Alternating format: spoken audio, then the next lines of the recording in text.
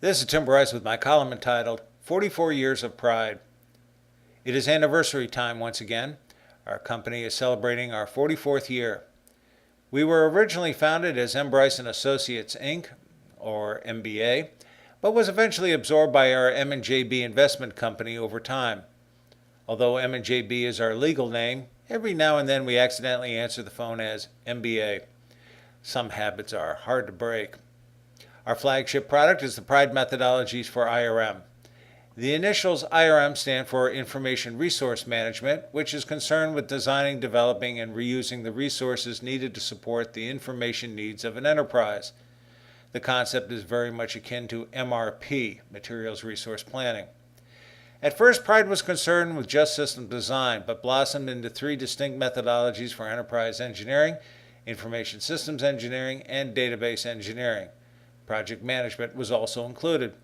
In addition to being the first commercial methodology for system design, Pride pioneered many firsts, including first to use engineering manufacturing concepts to design and build systems. It is based on the Pride concept. A system is a product that can be engineered and manufactured like any other product.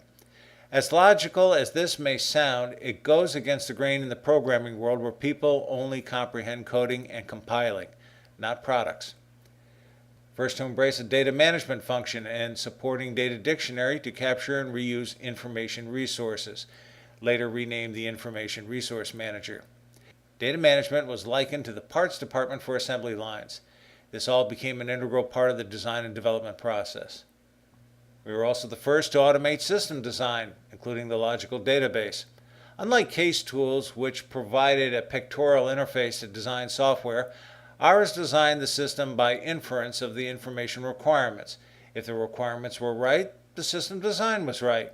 But if they were wrong, the design was dead wrong and no amount of programming could correct it. Pride was intellectually honest. We defined our terminology and explained the concepts embedded in the methodology so people knew why they were performing such actions.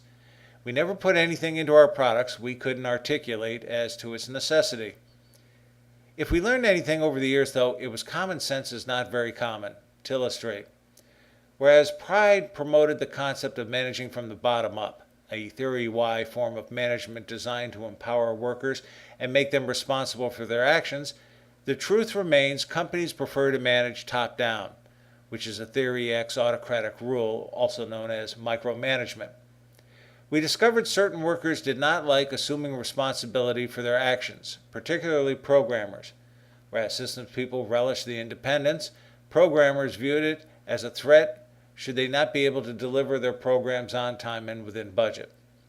We also noticed developers are content doing small things, probably because they do not know how to do big things. Pride resulted from the MIS movement of the 1960s.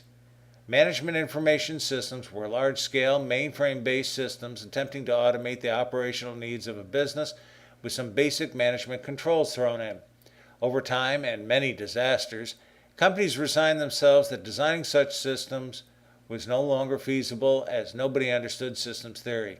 Instead, they were content to build programs one at a time and hope they all fit together when completed. Most often, they did not. We also learned planning, design, and testing is unnatural to programmers.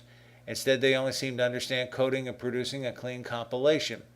Even testing is unnatural to programmers who would rather have their customers test their programs for them. And finally, we learned programmers certainly do not understand the concept of user-friendliness, only technical gibberish which drives the rest of us crazy, including those who use computers, drive automobiles, or just about any consumer electronics, particularly television. There's simply nothing friendly about them.